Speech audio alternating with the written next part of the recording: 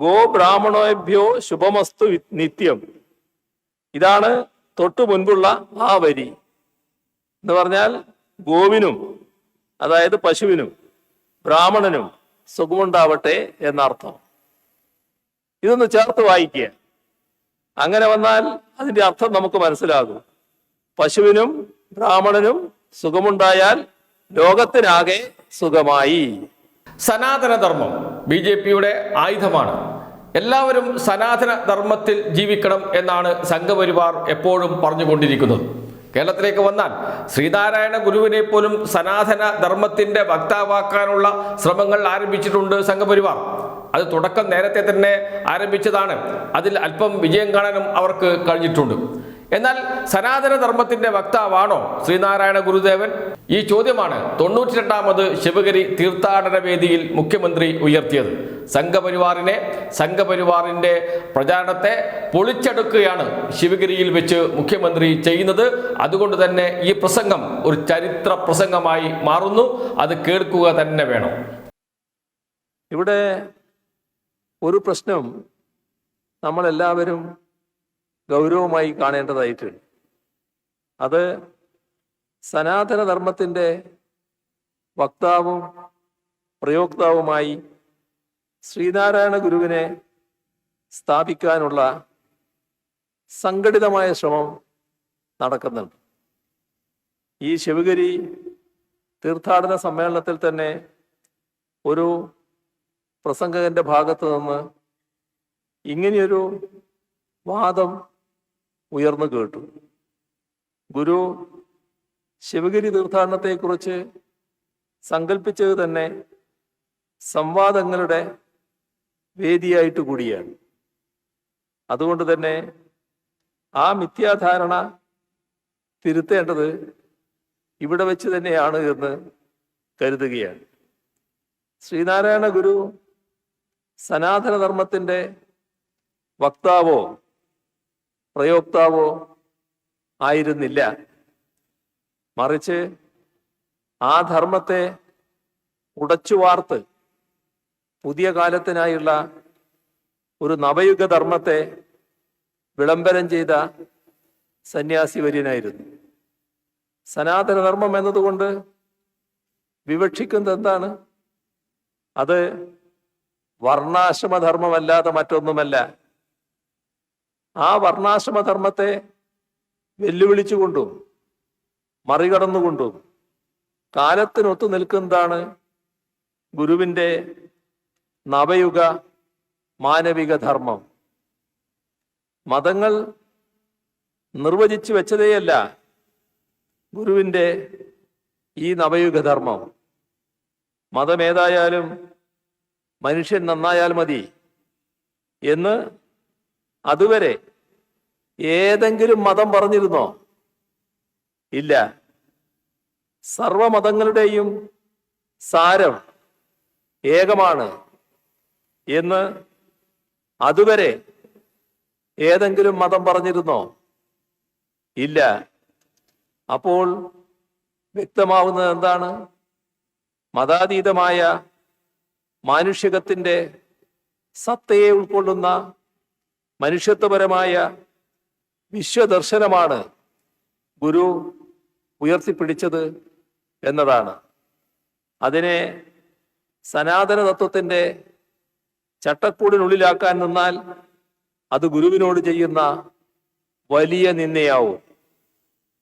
സനാതനധർമ്മത്തിൻ്റെ പര്യായമോ അവിഭാജ്യ ഘടകമോ ആണ് വർണ്ണാശ്രമധർമ്മം. ചാതുർവർണ്ണ്യപ്രകാരമുള്ള വർണ്ണാശ്രമധർമ്മം അത് ഉയർത്തിപ്പിടിച്ചത് എന്താണ്? കുലത്തൊഴിലിനെയാണ്. ശ്രീനാരായണ ഗുരു ചെയ്തതോ കുലത്തൊഴിലിനെ ധിക്കരിക്കാൻ ആഹ്വാനം ചെയ്തതാണ്. അപ്പോൾ എങ്ങനെയാണ് ഗുരു സനാതനധർമ്മത്തിൻ്റെ വക്താവാകുക? ചാതുർവർണ്ണ്യ വ്യവസ്ഥ ഉടനീളം ചോദ്യം ചെയ്യുന്നതും ധിക്കരിക്കുന്നതുമായിരുന്നു ഗുരുവിൻ്റെ സന്യാസ ജീവിതം. ഒരു ജാതി, ഒരു മതം, ഒരു ദൈവം മനുഷ്യന് എന്നുദ്ഘോഷിച്ച ഗുരു എങ്ങനെ ഒരു മതത്തിൻ്റെ പരിമിതിക്കുള്ളിൽ രൂപപ്പെട്ടു വന്ന സനാതന ധർമ്മത്തിന്റെ വക്താവാകും. വർണ്ണവ്യവസ്ഥക്കെതിരായ ധർമ്മമാണ് ഗുരു ഉയർത്തിപ്പിടിച്ചത്. സനാതന ധർമ്മത്തെ അനുസരിക്കുന്നതും സംശയത്തോടെ കാണുന്നതും വെല്ലുവിളിച്ച് ധിക്കരിക്കുന്നതുമായ 3 ധാരകൾ ഇന്ത്യയിൽ ഉണ്ടായിട്ടുണ്ട്. ഇതിലെ 3ാമത്തെ ധാരയുടെ പ്രതിനിധിയാണ് ഗുരു. ഗോത്രവ്യവസ്ഥ പിൻവാങ്ങി വർണ്ണവ്യവസ്ഥ വരുന്ന കാലമാറ്റത്തിന്റെ ഘട്ടത്തിലുണ്ടായ സാംസ്കാരിക ഉൽപ്പന്നമാണ് മഹാഭാരതം. അതുപോലും എന്താണ് ധർമ്മം എന്ന ചോദ്യത്തിന് കൃത്യമായ ഉത്തരം പറയാതെ സംശയത്തിന്റെ ചോദ്യചിഹ്നമുയർത്തി പിൻവാങ്ങുന്നതേയുള്ളൂ. ധർമ്മയുദ്ധം നടത്തി എന്ന് പറയുന്ന ധർമ്മപുത്രർ ഉടലോടെ സ്വർഗത്തിൽ ചെന്നു.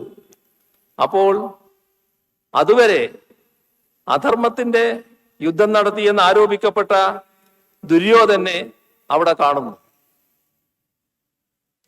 സ്വർഗത്തിൽ പോകാനുള്ള നന്മ കൗരവർ ചെയ്തതായി സൂചിപ്പിക്കുന്നിടത്ത് ധർമ്മത്തെക്കുറിച്ച് മഹാഭാരതം തന്നെ സന്ദേഹമല്ലേ ഉണർത്തുന്നത്?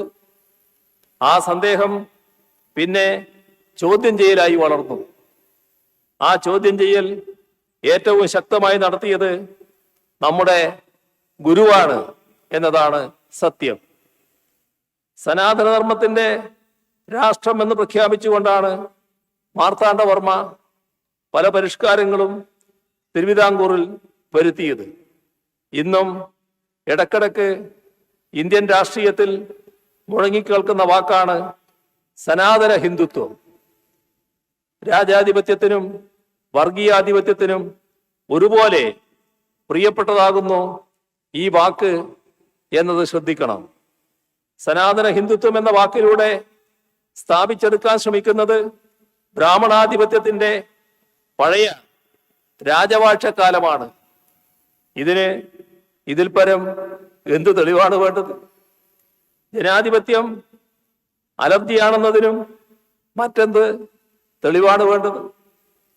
സനാതന ഹിന്ദുത്വം എന്നത് അതിമഹത്വവും അഭിമാനകരവുമായ എന്തോ ഒന്നാണ് എന്നും അതിൻ്റെ പുനഃസ്ഥാപനമാണ് എല്ലാ സാമൂഹ്യ പ്രശ്നങ്ങൾക്കുമുള്ള ഏക പോംവഴി എന്നുമുള്ള വാദം ശക്തിപ്പെടുന്ന കാലമാണിത്.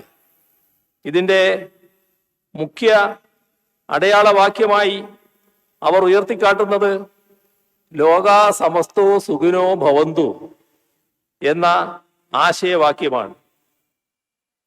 ലോകത്തിനാകെ സുഖമുണ്ടാവട്ടെ എന്നതാണ് ഇതിൻ്റെ അർത്ഥം. ഇത് ഒരു വിധത്തിലും എതിർക്കപ്പെടേണ്ടതല്ലല്ലോ. ഏറ്റവും ഉദാത്തമായ ഒരു സങ്കല്പമാണല്ലോ.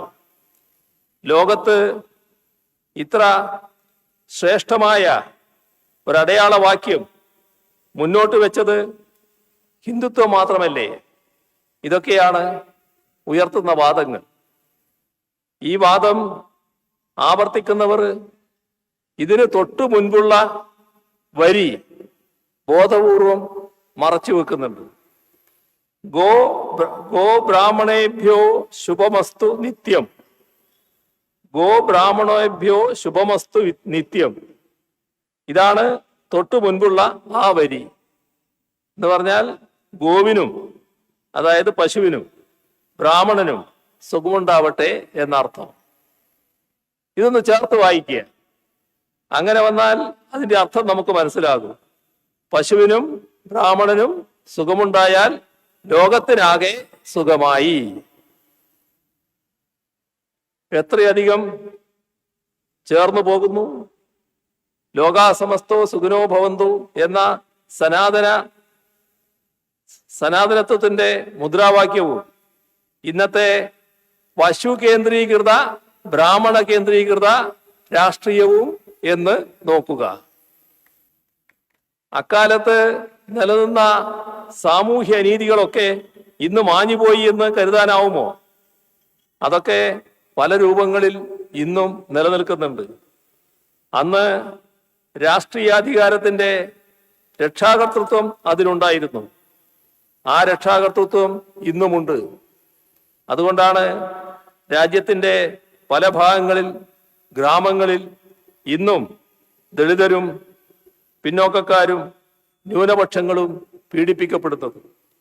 അതുകൊണ്ടാണ് ആ പീഡകരൊക്കെ നിയമവ്യവസ്ഥക്ക് മുന്നിൽ നിന്ന് രക്ഷപ്പെടുന്നതും. അതിനൊക്കെ സംരക്ഷണമേകുന്നവരുടെ വാദമാണ് സനാതന ധർമ്മവാദം. അതായിക്കോട്ടെ, പക്ഷേ ഗുരുവിനെ അതുമായി ചേർത്ത് വെക്കേണ്ട കാര്യമില്ല. ഒരാശയത്തെ നമ്മൾ പിന്തുടരേണ്ടത് ലോകത്തിനാകെ വെളിച്ചം പകരുകയും ആ ആശയം ലോകത്തിനാകെ വെളിച്ചം പകരുകയും അത് മനുഷ്യ ജീവിതങ്ങളെ മെച്ചപ്പെടുത്തുകയും ചെയ്യുമ്പോഴാണ്. ആ ആശയം കാരണം മനുഷ്യൻ ദുഃഖിക്കാനും കഷ്ടപ്പെടാനും തുടങ്ങുന്നുവെങ്കിൽ അതിനെ സ്വാഭാവികമായും അകറ്റി നിർത്തണം. അങ്ങനെ എത്രയെത്ര ആശയങ്ങളാണ് കാലത്തിനൊപ്പം നവീകരിക്കപ്പെടാത്തത് കൊണ്ട് വിസ്മൃതിയിൽ ആണ്ടുപോയത്. എന്നാൽ ശ്രീനാരായണ ഗുരുവിന്റെ ആശയങ്ങൾ അദ്ദേഹം ജനിച്ചു ജീവിച്ച സഹസ്രാബ്ദത്തെയും കടന്ന് ലോകത്തിനാകെ വെളിച്ചം പകരുകയാണ്.